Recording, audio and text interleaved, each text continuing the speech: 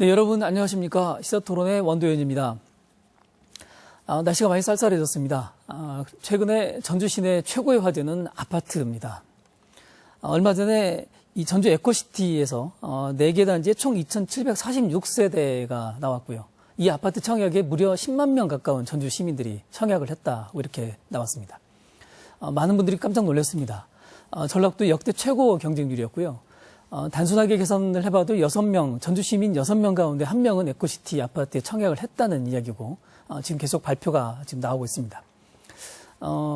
이런 열풍, 거의 광풍이라고 불릴 정도로의 상황인데, 이런 상황들을 우리가 왜 이런 일이 벌어졌는지, 그리고 또 이래도 되는지, 이런 문제들을 놓고 오늘 토론을 해보는데, 이 문제가 단순하게 아파트 문제만이 아니라 전주시의 지역 경제에 큰 영향을 미치는 문제이기도 합니다. 그래서 오늘 이런 문제를 종합적으로 토론해보는 시간을 갖도록 하겠습니다. 먼저 오늘 나오신 패널 여러분들 소개해드리겠습니다. 그동안 전주시 아파트 문제에 대해서 계속 문제 제기를 하고 계셨는데요. 이미숙 전주시 의원님 나오셨습니다. 안녕하십니까. 이미숙입니다. 예, 반갑습니다. 예, 역시 아파트의 전문가로서 활동을 하고 계시는데요. 민규식 전주대학교 부동산학과 교수님 나오셨습니다. 네, 민규식입니다. 네, 죄송합니다. 예, 그리고 역시 현장에서 뛰고 계시는데요. 한국공인중개사협회 전북지부의 지도단속 부위원장을 맡고 계신 정혜진 중개사님 나오셨습니다. 안녕하십니까? 예, 반갑습니다. 예. 그리고 마지막으로 이우종 전주비전대학교 지적토목과 교수님 나오셨습니다. 안녕하십니까. 이우종입니다. 예, 고맙습니다. 네 분의 전문가들, 그리고 또 현장에서 뛰고 계시는 분들이 같이 오늘 토론이 아주 이렇게 활기 있게 토론이 될 것 같습니다. 우선 먼저 그 정혜진 중개사님께 한번 여쭙겠습니다. 아까 제가 서두에 전주시의 최고 역대 경쟁률이다 이런 말씀 드렸는데 이번 에코시티 청약이 어느 정도 수준입니까? 네, 저도 이번에 그 도시 구청과 함께 지도 단속차 그 모델하우스 현장 오픈할 때부터 나가 보았습니다. 가서 보니까 이제 진짜 엄청난 모델하우스를 보고자 하는 관람객들에 제가 한번 놀랬고요. 네. 또 오픈하고 난 다음에 일부 보도를 들어보면 전주시의 아파트 청약 열기가 어느 정도인가 참 가히 대단하다 이런 생각을 해봤습니다. 아파트 공급 과잉이다라는 그 논란 속에서도 네. 지금 청약률이 평균 한 50대 1을 그 전라북도 어떻게 보면 전주에서 최고치를 경신했다. 그렇죠. 이렇게 보고 있습니다. 예. 그래서 특정 브랜드, 특정 그 타입의 경우에는 거의 한 150대 1에 가까운 그런 육박했다 이렇게 보고 있습니다. 예, 그렇군요. 전주시 지금 계속 발표가 이번 주에 이제 나왔죠. 예. 아마 청약에 당첨되신 분들은 아주 좋은 얘기 같은데 한번 정혜진 중개사님께 한번 더 이어서 여쭙고 싶은데 실제로 이렇게 지금 이번만 있는 게 아니지 않습니까? 지난번에 만성지구도 있었고 또 앞으로도 계속해서 아파트가 나온다는 건데 그럼에도 불구하고 아파트가 과잉 공급이다 이런 지적이 많음에도 불구하고 계속 시민들은 청약을 하고 있습니다. 네. 실제로 그만한 가치가 있습니까? 네, 사실 그 에코시티는 생태 친화적인 주거단지로 형성되어 있습니다. 뭐 편리한 뭐 편의시설이라든가 교통 또는 뭐 교육 여건들이 좋아가지고 분양 이전부터 많은 관심을 받아왔던 게 사실이고요. 더욱이 뭐 더샵이라든가 자이 등 오래간만에 지명도가 높은 브랜드가 전주에 들어서면서 여기에 대해서 청약 경쟁률이 더 높아지지 않았나 이런 생각을 해봅니다. 예, 알겠습니다. 저희가 이제 민 교수님, 분양가가 이렇게 전주 시민들이 많이 청약 신청을 하게 된 데는 분양가가 생각보다 낮아서 그렇다 이런 의견도 있고 그렇거든요. 실제로 이게 이 분양가가 적정한 가격입니까? 그렇죠. 분양가가 높다, 낮다라고 하는 판단보다는 분양가가 적정한지 여부가 오히려 바람직할 것으로 저는 생각을 하고요. 만성지구의 경우에 800만 원을 웃돌았다라고 하면서 모든 분들이 고분양가라고 하는 얘기를 했었습니다. 그렇죠. 하지만 기본적으로 분양가의 적정성 여부를 따지는 것은 분양가가 높고 낮음이 아니고 인근 지역의 아파트 가격과의 비교에 의해서 판단을 해야 된다고 저는 생각을 해요. 그러한 측면에서 이번 에코시티의 경우에 분양가는 굉장히 낮은 수준이라고 볼 수가 있을 것 같습니다. 왜냐하면 인근 지역의 아파트 가격이 거의 1,000만 원, 즉 3분기에 모 아파트의 경우에 84제곱미터의 경우에 예. 34평형이죠. 예, 예. 그게 3억 3,900만 원입니다. 그렇다면 거의 1,000만 원대에 육박하고 있거든요. 예. 이런 아파트보다도 오히려 싸게 지금 나왔다. 싸게 나온 예. 가격이기 때문에 새 아파트인데도 불구하고. 그렇죠. 예, 예. 예. 그렇기 때문에 이와 같이 청약 열풍들이 나타났다라고 우선 생각을 해봅니다. 예, 예. 이미숙 의원님은 어떻게 보셨습니까? 네, 지금 그 에코시티가 청약률이 평균 50대 1이고 또 우리 전주 시민 10만 명이 그 청약을 응했다고 하는 건 과히 정말 놀라운 일인데요. 예. 전주시 그 8대 세대당 한 세대가 다 참여한 그럴 꼴이죠. 그런 예. 기현상이 나타났습니다. 예. 그리고 전주시 주택 보급률이 현재 110%인 수치를 보면 정말 그 청약 광풍이라고도 할 수 있습니다. 예, 예. 네. 지금 그러다 보니까 투자를 넘어서 사실은 투기라고 볼 수도 있는데요. 예. 여기에는 그 에코시티에는 이런 청약 광풍이 일게 된 이유를 저는 세 가지로 보겠는데요. 예. 첫 번째는 그 청약 자격과 또 그 청약 제도가 완화가 됐습니다. 그래서 예를 들어서 청약 통장 가입이 6개월 이상이면 가능했거든요. 전에는 12개월부터 가능했는데 그게 완화가 됐습니다. 6개월부터 가능하고요.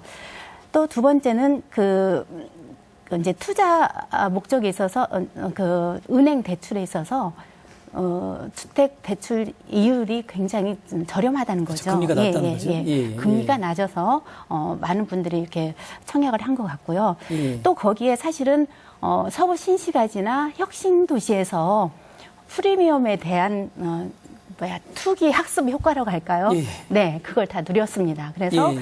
거기에서 재미를 본 분들이 다시 또 여기에 청약을 한 것 같고요. 또 하나 이제 마지막으로는 입지 조건인데요. 사실은 그 서부 신시가지 이후로 송천동에 특히 북부권에 도시개발 사업이 없었습니다. 그런데 이번 거의 7년 만에 그 북부권의 도시개발 사업이 이루어지다 보니까 입지적 여건도 좋았던 것 같고요. 예. 또 그 주부들이 많이 선호하는 169 기업이라는 그 브랜드 예, 선호도 있었던 것 같습니다. 예, 여러 가지 요소가 종합되어서 네, 네, 이번에 네. 이제 이 청약 열풍이 일어난 셈인데 이 교수님, 예, 이게 이제 그 지난해 혁신도시 때부터 계속해서 청약률이 이렇게 높은 청약률이 계속 나오고 있는데 이게 괜찮은 건가요? 이게 실제로 그만한 가치가 있습니까? 네. 최근에 뭐 고분양가 논란에도 불구하고 청약률이 높은 이유는 그동안 그 주택 시장이 침체기를 벗어나지를 못했어요. 예. 특히 수도권을 중심으로 해서 그러다 보니까 정부가 정책을 많이 내놔도 주택 시장이 살아나질 않거든요. 그러다 보니까 국회에서 이제 부동산 3법과 아까 이 의원님이 말씀하셨던 청약제도 개편까지 하는 그런 결과를 낳았는데 네. 결국은 이것이 청약 광풍을 만들어냈다. 제도가 규제가 완화되면서. 예, 예. 그 내용을 보면 일단은 분양가 상한제가 폐지됐는데 그렇죠. 이것은 작년 12월 23일 날 주택법을 개정이 됐어요. 그러면서 이것이 어떤 영향을 미쳤냐. 민간 택지 분양가를 끌어올리는 하나의 요인이 됐고 두 번째로는 기존 상한제 아파트가 가격 경쟁을 하게 됩니다. 그러면서 품질이 향상되고 이러한 결과를 가져왔고 그다음에 재건축 초과이익 환수 제도가 2017년까지 3년간 유예를 했어요. 예. 한마디로 말하면 기존의 아파트 가격에서 상승한 분을 초과하는 것을 국가가 환수하는 제도였거든요. 예. 이것은 절대 폐지해서는 사실은 안 될 상황이었는데 워낙에 침체기가 깊으니까 사실은 수도권이 심했죠. 그러니까 예. 이것마저 지금 해제를 했는데 이것은 결국은 수도권을 위한 정책이었지 지방을 위한 정책은 결코 아니었다. 이름으로 인해서 재건축이 활기를 띠게 되고 그다음에 전세자가 매수 쪽으로 돌아서는 그런 결과를 가져왔고요.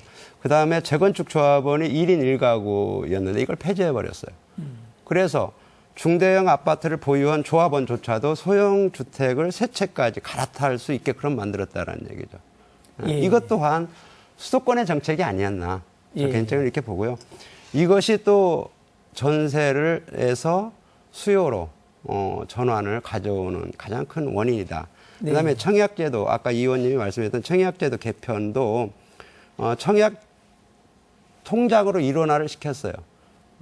그래서 신규 분양 시장에 접근하기 좋게끔 만들어 놨다라는 얘기죠. 네. 예, 이러한 것들이 결과적으로 그 주택 시장의 활성화를 가져왔는데 네. 과연 이것이 서민들을 위한 정책이었나? 네, 우선 교수님 거기까지만 우선 듣겠습니다. 예. 그 교수님께서 분석해 보시기로는 정부 정책의 변화, 특히 이제 이 아파트 문제에 관한 규제가 많이 풀리면서 청약에 대한 이 제약이 사라지면서 상당히 많이 접근이 가능해졌다. 뭐 이런 이제 말씀이신데 수도권에부터 시작된 정책이 그대로 여기 이전된 거군요. 그렇죠. 예, 예. 알겠습니다. 근데 이제 저희가 한번 다른 주제를 한번 이렇게 바꿔서 저희가 한번 이야기를 해보겠습니다. 이 역시 이제 고민하고 있는 거는 이렇게 많은 50만, 60, 뭐 거의 10만 명이 이렇게 신청을 했는데 이분들이 다 실제로 거기서 살려고 신청하지는 않았을 거 아니냐. 말하자면 실수요냐 가수요냐에 대한 논란이 좀 있는데요. 민 교수님, 실제로 이 중에 이 10만 명 중에서 이렇게 들어가서 실제로 살 수 있는 사람이 얼마나 될까요? 한번 예측이 가능한가요? 글쎄요. 제가 생각을 할 때는 이번 그 청약 열풍은 결국은 한 가구가 4개 단지의 집들 모두 예. 신청을 할 수 있었습니다. 그렇기 때문에 실제는 그렇게 큰 숫자는 아니라고 저는 생각을 하고 예. 하지만 분양시장의 열풍은 있었습니다. 이와 같이 분양시장의 열풍은 지금 아까 이 의원님이 분양시장 열풍을 설명을 할 때 빠진 것이 하나 있어요. 예. 기존의 주택가격보다도 더 낮은 가격이다. 이거는 앞으로 새로운 주택인데 더 낮은 가격이기 때문에 거기에서 차익이 발생한다. 그것이 곧 프리미엄화돼서 이제 거래가 이루어지는 상황이다. 이것이 오히려 큰 원인이었다라고 저는 생각을 해보고요. 네, 네. 그다음에 이제 실수요자의 여부는 저는 이렇게 생각을 합니다. 만약에 제가 실수요자더라도 저는 제가 청약을 했었다라고 생각을 해봅니다. 왜냐하면 아까 이 의원님이 굉장히 장점들을 많이 설명을 해주셨어요. 일군 업체가 시공을 하기 때문에 브랜드 가치가 있다. 예. 투자 가치가 있는 거거든요. 우선 첫째, 아까 분양가가 낮기 때문에. 예. 그다음에 주거 환경이 굉장히 아까 정 위원장님 예. 말씀하셨듯이 자연환경이 자연환경, 예. 환경 친화적인 어떤 주택 단지가 조성이 된다. 이러한 것들을 볼 때 굉장히 매력적인 아파트라고 생각을 해볼 수가 있을 것입니다. 더군다나 왜 이제 실수요자가 접근이 가능하냐라고 하는 것은 이 의원님 말씀하셨듯이 결국은 주택담보대출을 활용해서 경제적인 여건 속에서 자기의 개인적인 경제적 여건 속에서 주택담보대출을 활용해서 그 주택을 구입할 수 있기 때문이라고 저는 생각합니다. 예, 알겠습니다. 그러니까 10만 명이 이렇게 한 가구당 4명까지 하기 때문에 실제로는 2만 5천 명 정도가 신청했다고 봐야 되는 거고 이제 그리고 조건이 워낙 좋기 때문에 실제로 살고 싶어하는 사람들이 많다. 이런 그럴 수 생각을 있습니다. 하십니다. 이 의원님 어떻게 생각하십니까? 저는 그 가수요도 많이 몰렸다고 생각을 합니다.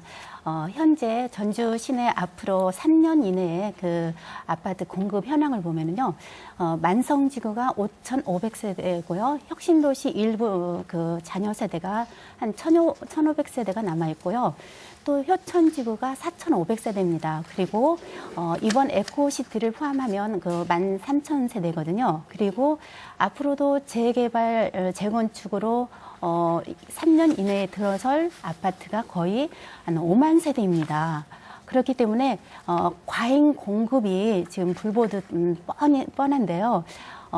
그럼에도 불구하고 이렇게 청약률이 올라간 거에 대해서는 중복된 부분도 있기 때문에 물론 그 50대 1은 아니더라도 그럼에도 불구하고 25대 1이라 하더라도 이거는 지나친 청약 열풍인데요. 이거는 가수요라고도 볼 수 상당히 있습니다. 이렇게 이 투자의 투자의 차익을 노리고 이른바 이제 네. 투기 목적으로 들어온 네. 수가 많다. 네, 예, 그런 측면이 있을 거다. 이게 사실은 이제 결과를 최종적으로 확인하기 굉장히 어렵겠습니다만 이 교수님 이 문제를 한번 이렇게 연구하신 적 있으시죠?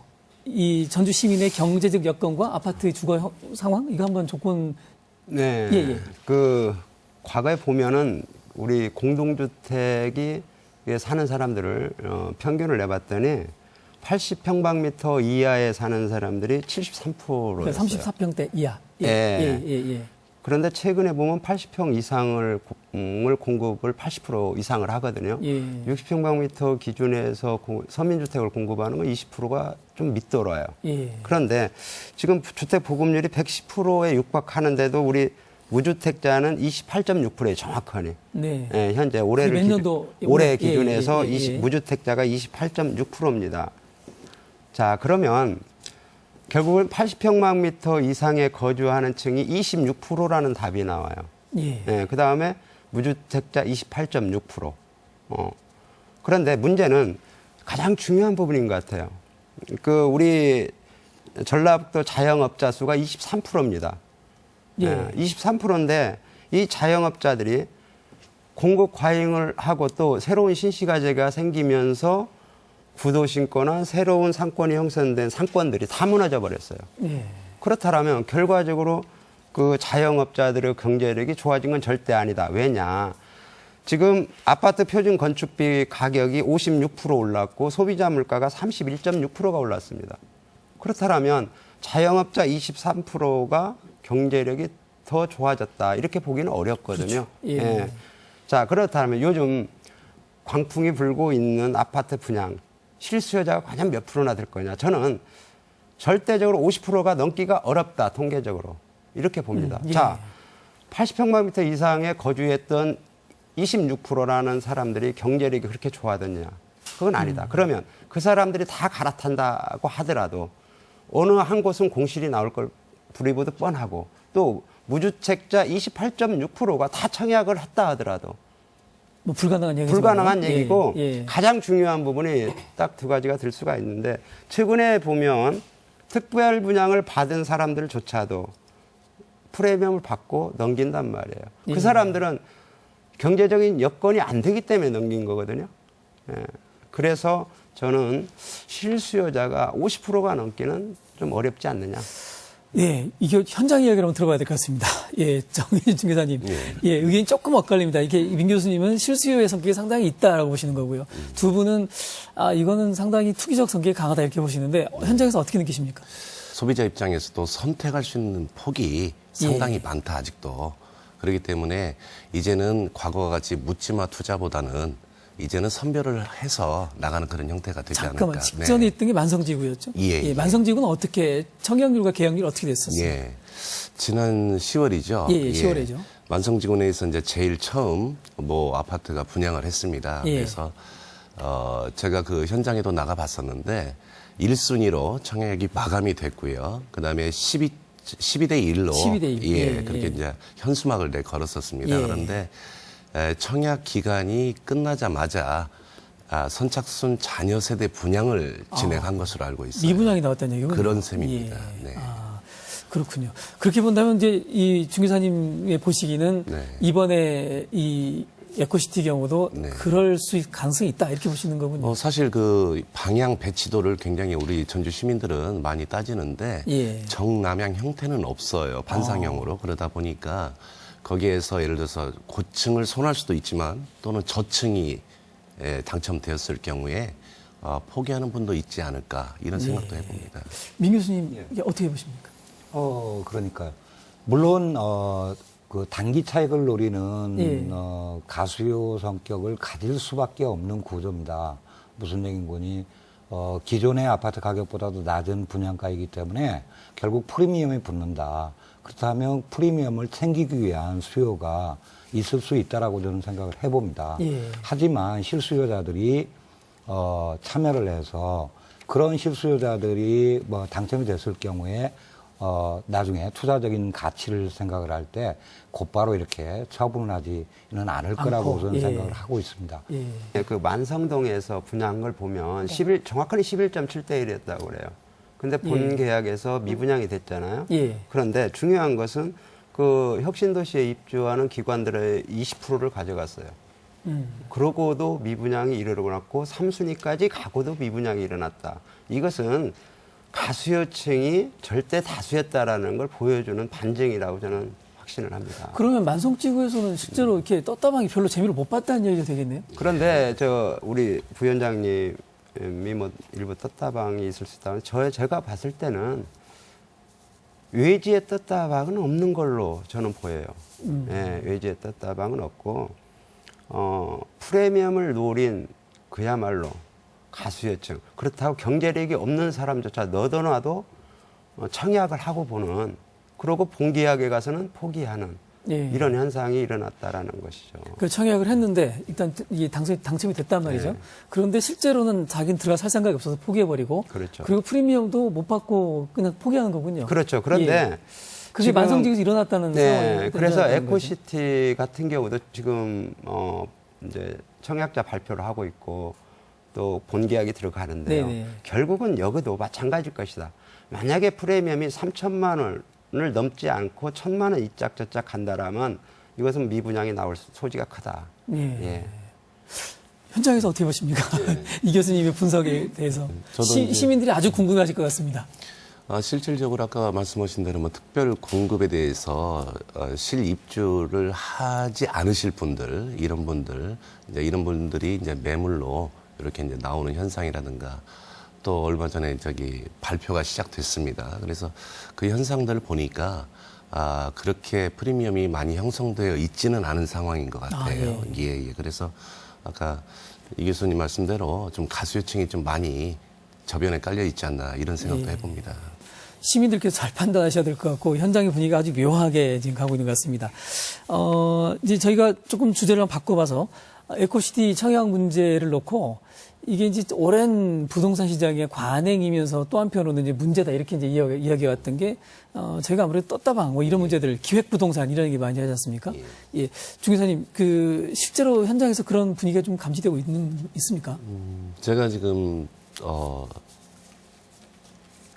전주 쪽에서는 과거 송천동에서 예. KCC나 한라 비발디가 상당히 인기를 몰았었고요. 물론 혁신도시도 뭐 그런 현상이 있었고, 그래서 이제 꾸준히 그 관과 합동으로 이렇게 지도 단속을 하고 있습니다. 이번에도 저희 한국공인중개사협회 전북지부 지도단속위원회에서 그 도민들 재산권 보호와 안전한 거래 질서를 위해서 지금 단속을 같이 하고 있는데요. 그래서 이제 이렇게 나가 보면 지금 이 에코시티 같은 경우도 모델하우스 분양 첫날 일부 천막을 설치한 케이스는 있습니다. 예, 그런데 그 상주해서 단속을 하다 보니까 예. 그분들이 뭐 자취를 보기는 어렵고요. 좀 외곽에서 좀 음성적으로 움직임이 좀 있지 않나, 그런 것은 봤습니다. 그 단속 때문에 안 보이는 건지 또 네. 음성적으로 활동하는 건지는 좀 판단을 해봐야 될 것 같은데, 예. 이 의원님, 이 문제에 대해서 전에도 한번 문제 제기를 하신 적 있으셨죠? 기획부동산 문제에 대해서. 예. 저도 만성지구 모델하우스를 갔는데요. 예. 사실은 정말 떴다방은 존재합니다. 예를 들어서 모델하우스 오픈할 때 고객들이 줄 서 있잖아요. 예. 그때 명함을 다 돌립니다. 부스를 안 만들어도? 네. 예. 그렇죠. 명함을 다 돌리고요. 또 이제 그분들이 꼭 연락을 달라고 그렇게 하면서 명함을 주고 있고요. 그래서 떴다방은 존재하고 있고, 또 요즘에는 점프 통장을 많이 만든다고 그래요. 그러니까 주소를 이전을 해서 외부 사람들이 그리고 떴다방도 비롯해서 주소를 이전을 해서 예. 거주 기간을 6개월 이상 만들어서 그 통장을 또 활용하는 법도 있고, 또 아까 교수님께서 말씀하셨던 특별 분양에 있어서 정말 분양권은 있음에도 불구하고 들어갈 수 없는 입장에 있는 영세하신 분들, 그분들의 분양권을 사는 그렇죠. 그런 그런 분들이 있고, 그래서 그런 떴다방이나 기획 부동산들이 정말로 활개를 치고 있는데, 사실은 전주시에서는 물론 현장에 갑니다. 꼭 이 시기에 청약 열풍 하면은 또 특별 단속 그렇게 단속은 이루어지고는 있는데, 제가 전시의 자료를 요청한 자료를 보면 최근 3년, 5년까지 깊이 들어가 보면 단속 건수가 0%입니다. 단 한 건도 없습니다. 예.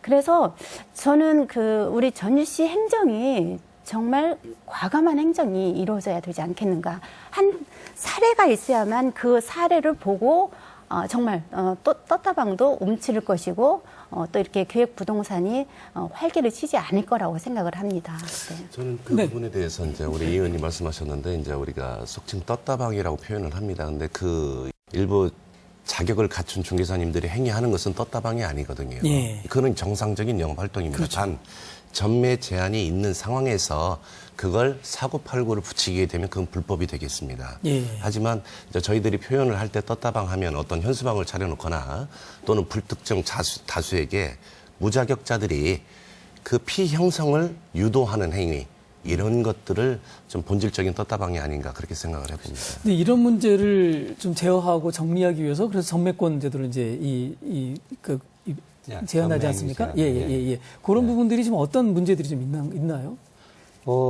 전매행위 제한은 지금 사실은, 아까 이 의원님이나 이 교수님 얘기하듯이 청약 제도가 완화됐다라고 하는 것은 기본적으로, 박근혜 정부가 들어서는 시점에 예. 사실은 수도권을 중심으로 해서 주택 가격이 하락했기 때문에 그 주택 가격을 끌어올리는 작업으로 수요를 진작시키기 위해서 청약 제도도 완화하고 기타 전매 행위 제한도 이것도 굉장히 완화된 겁니다. 예. 그렇게 이제 판단을 하셔야 될 것 같고 그런 상황 속에서 여기에 이런 특정한 사건에 맞추어서 뭐 전매 행위를 1년이었던 것을 2년으로 늘려라 뭐 이런 논의는 뭔가 좀 지금 여기에서 맞지 않는 얘기인 것 같다는 생각이 듭니다.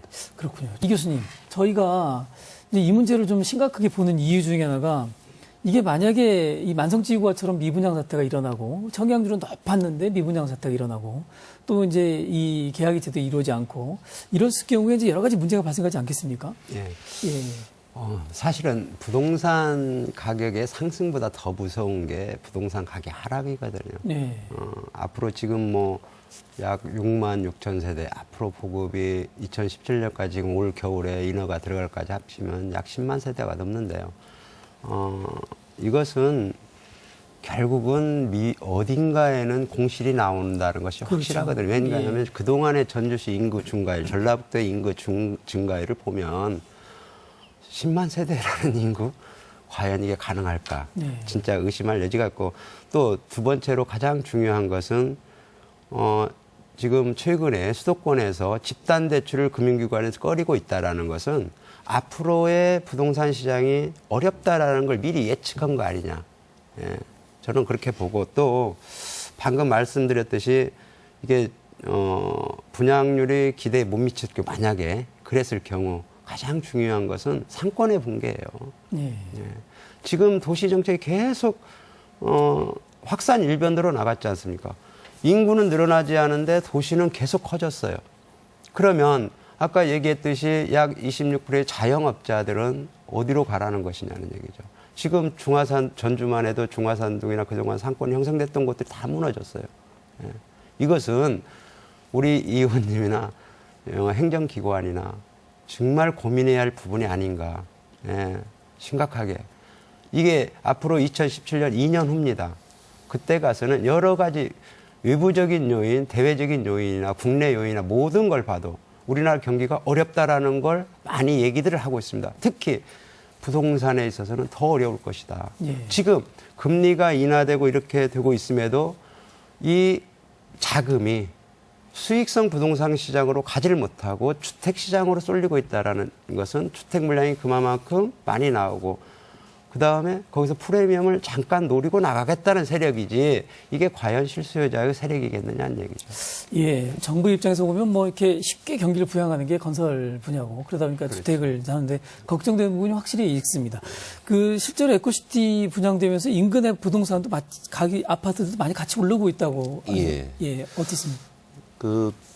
저희가 볼 때는 예를 들어서 84제곱미터당 아파트 가격을 보면은 기존에 있는 원 도심에 있는 거주하는 분들도 예를 들어서 서부 신시가지를 비교한다든가 또는 혁신도시를 비교해서 오히려 거꾸로 저평가돼 있지 않나라는 불멘 소리를 하시는 분들도 계셔요. 그래서 저희들도 이 신규 분양 아파트가 과연 얼마에 분양가가 나올 것인가는 저희 현장에 있는 중개사들도 굉장히 초미의 관심사거든요. 예. 그래서 사실 그런데 이 아파트라는 것은 같은 단지의 같은 평형이라 하더라도 층별로 또는 위치, 방향 뭐 이렇게 해도 차이가 납니다. 그렇죠. 또한 같은 평형이라도 또 지역별로 차이가 나는 겁니다. 교육 여건이라든가 출퇴근이라든가 여러 가지 요건들이 있는데 이걸 획일적으로 이제 평가한다는 건 좀 무리수가 있는 것 같고요. 아무튼 기존의 그 같은 평형대를 갖고 있는 분들은 자신의 가지고 보유하고 있는 아파트도 상승을 기대하면서 매물이 조금 높게 나오는 현상은 분명히 있다. 예. 이렇게 보고 어쨌든 전체적으로 아파트 가격이 같이 움직일 가능성이 크다는 말씀이고, 아까 이제 이 교수님도 말씀해 주셨고, 민 교수님도 처음에 말씀하실 때, 이렇게 도시 외곽의 아파트 단지를 자꾸 짓는 게 이게 굉장히 큰 문제를 가져올 거다라는 말씀을 하셨었는데, 이 문제 한번 짚어주시죠. 예. 실제로 그러니까 택지개발 사업이 이루어지면서 주거 환경이 양호한 지역인 경우에는 그래도 이제 인구가 모일 걸로 저는 생각을 합니다. 에코시티 같은 경우 그렇다 이렇게 에코시티 생각하시는 거고요. 예. 같은 경우가 그런 경우고, 만성이나 혁신 도시의 경우에 있어서도 주거 환경이 양호하다면 그쪽에 거주 인구가 늘어날 수밖에 없다. 하지만 이제 더욱이 이제 문제되는 것 자체가 도심 공동화가 그렇죠. 계속 예. 가속되게 마련이고, 그런 상황 속에서 요즘 뭐 중소도시에서 도심 재생이라고 하는 용어와 함께 재개발, 재건축을 가속화시키는데도 그게 안 이루어진단 말입니다. 그와 같은 이유는 전주시가 바로 딱 그 예로 들 수 있는데, 도시가 자꾸 외연을 확장함으로써 도심 공동화가 가속화되고, 도심에서 만약에 재개발이 이루어진다라고 했을 때 과연 수요자들이 그쪽에 몰리겠느냐. 예. 사업성의 문제 때문에 도심 재생이 어려워진다. 결국 장기적으로 볼 때 이렇게 예측한다면 전주시의 미래는 정말 아주 암울한 도시가 될 수밖에 없다. 예. 이런 생각을 가지고 있습니다. 예를 제가 말씀드리면 예. 지금 뭐 광풍이 불고 있는 새로운 시가지들이 보면 주민들이 최근에 입주한 주민들의 불만이 뭔지 아십니까?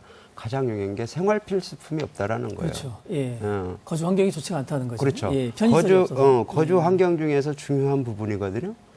생활 필수품 편의시설이 예. 주변에 있어야 되는데 없다라는 것은 최근에 에코시티도 마찬가지고 법조타운도 마찬가지인데 근린시설이나 상업시설의 그 입찰 가격이 굉장히 높았어요. 네.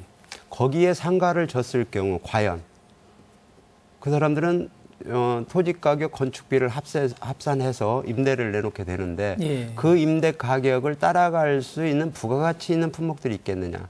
지금 입주민들은 부가가치 있는 품목도 중요하지만 가장 중요한 기본적인 생활 필수품 가게거든요. 그렇죠. 예. 이런 가게가 전혀 없어서 혁신도시 같은 경우도 주민들이 굉장히 지금 현재 애로사항을 느끼고 있어요. 그래서 이것이 앞으로 분양하는데 이러한 영향도 크게 작용할 것이다. 예. 그렇군요. 그러니까 새롭게 지어지는 새로운 아파트들에는 이제 생활 환경이 아직은 완성이 안 되고, 또 그 아파트 리서가면서 구도심은 공동화되면서 아파트 가격 하락, 그다음에 상권의 붕괴까지 나오는 아주 어려운 상황도 예상된다는 말씀들인데, 이제 저희가 이제 마지막 주제 한번 넘어가 보겠습니다. 아마 이 방송 보시는 전주 시민들께서 굉장히 고민스러운 게 아파트 지금 사야 되나 말아야 되나 이런 고민들을 하실 것 같아요. 오늘 좀 시민 여러분께 조금 이 문제를 객관적으로 한번 정리를 해드리는 시간이 있었으면 좋겠습니다. 뭐 이렇게 제가 다 맞을 수는 없겠습니다만 한번 우선 그 정혜진 중개사님께 여쭙고 싶은데, 아파트 분양가 상승하고 거래가가 올라가고, 그리고 이제 이게 계속 악순환되는 구조로 가면서 이게 자칫 폭탄 돌리기 아니냐, 또는 지금 이렇게 아파트를 이 청약을 하고 또 거래하는 게 과연 어떤 문제가 될 거냐, 이런 걱정도 많이 하시거든요. 어떻게 보십니까? 네, 저희 공인중개사들 입장에서도 그 점을 우려하고 있는데요. 단기간에 많은 가격이 오르는 걸 바람직하지 않다라고 저희들도 보고 있습니다. 예. 특히 이제 부동산을 그렇게 급격히 오르게 되면은 거래량도 굉장히 줄게 됩니다. 사실은 신규 분양으로 옮겨지기 예. 때문에 기존에 있던 물량들에 대한 소화가 굉장히 어려워집니다. 특히나 이제 무주택자라든가 또는 뭐 신혼부부 이런 어떤 실수요층, 상대적으로 경제적으로 좀 약자 편이죠. 예. 이런 분들이 주택을 구하기가 굉장히 어려워집니다. 왜냐하면 정부에서 어떤 임대주택이라든가 뭐 LH에서 그 전세를 이렇게 주고는 있지만 그 양이 턱없이 부족하기 때문에 실질적으로 또 현장에서는 뭐 전세, 전월세 찾기가 하늘의 별따기입니다. 그렇죠. 그러면 예. 실수요로 매입을 해야 되는데 가격이 너무 높다 보니까 그런 거에 대한 굉장히 큰 부정적인 측면도 있지 않는가 이렇게 보고요. 예, 예. 이제는 뭐 제가 이제 그 부분에 대해서 말씀드릴 거는 아파트가 이제 재테크의 수단이라는 개념은 예. 그런 측면보다는 이제 실수요, 순수한 주거 문화로서 좀 자리를 매기는 예, 예, 알겠습니다. 그런 형태가 더 바람직하지 않을까 예, 싶습니다. 굉장히 원칙적인 말씀해 주셨는데 그 말씀 한마디 요약하면 지금 별로 이렇게 큰 돈은 안 될 거다 이런 말씀이시네요. 예. 민 교수님은 어떻게 보십니까? 사실은 최근의 현상이 주택 가격이 오르고 있는 현상은 결국은 정부 정책의 변화, 정부 정책의 영향이라고 볼 수 예. 있습니다. 2000년대 중반 이후에 초반 이후에 수도권을 중심으로 해서 주택 가격이 굉장히 상승을 했거든요.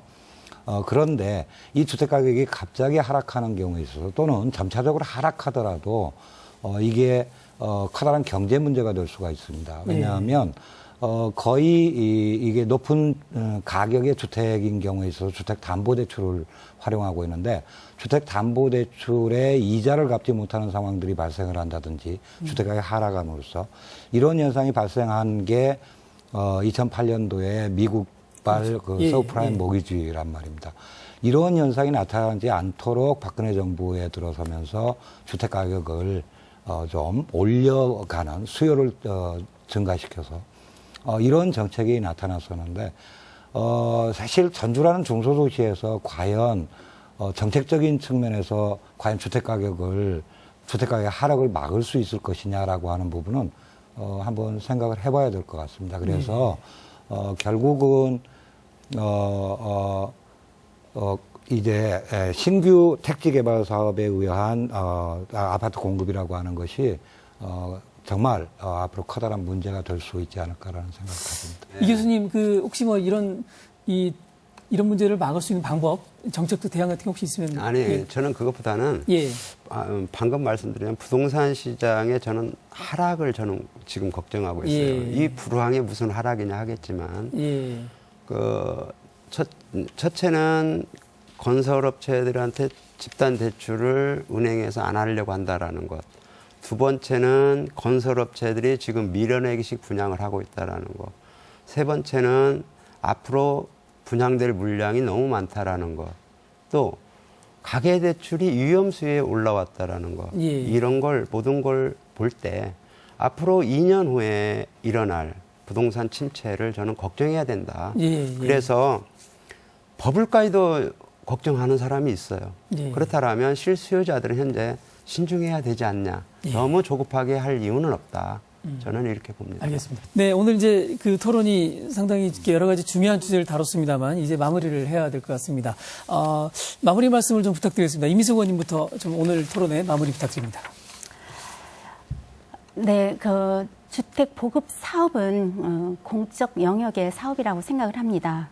또 전주시에 정말 기형적인 고분양가를 잡기 위한 노력 앞으로도 더욱더 하겠고요. 또 집 없는 서민과 또 정말 신혼부부를 위한 내 집 마련을 위해서 전주시에서 임대 아파트 공급을 되도록 많이 하도록 전주시 의회에서도 많은 노력을 하도록 하겠습니다. 예, 고맙습니다. 민규식 교수님. 이 의원님과 비슷한 얘기일 수도 있는데요.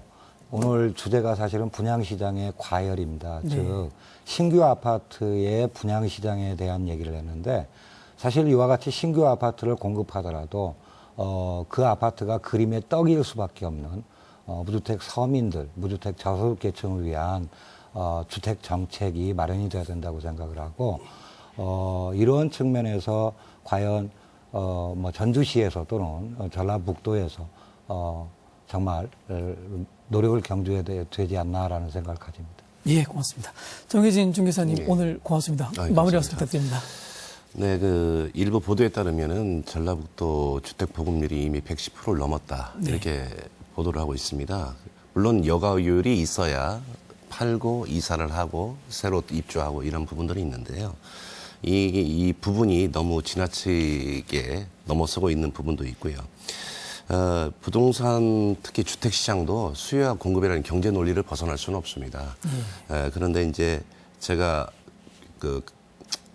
첨언해드리고 싶은 거는 도민들께서 직장 여건이라든가 순수하게 자녀들의 학교 여건, 그다음에 정주 여건 이런 부분들을 가지고서 선택을 해서 입주를 하는 실수요 위주로 좀 가시는 게 어떻겠느냐 이런 생각을 해봅니다. 그렇게 되면은 이 부동산 거품이라고 또는 그 프리미엄이라는 그 어떤 경제적인 피해를 좀 최소화할 수 있지 않나 그런 생각을 해봅니다.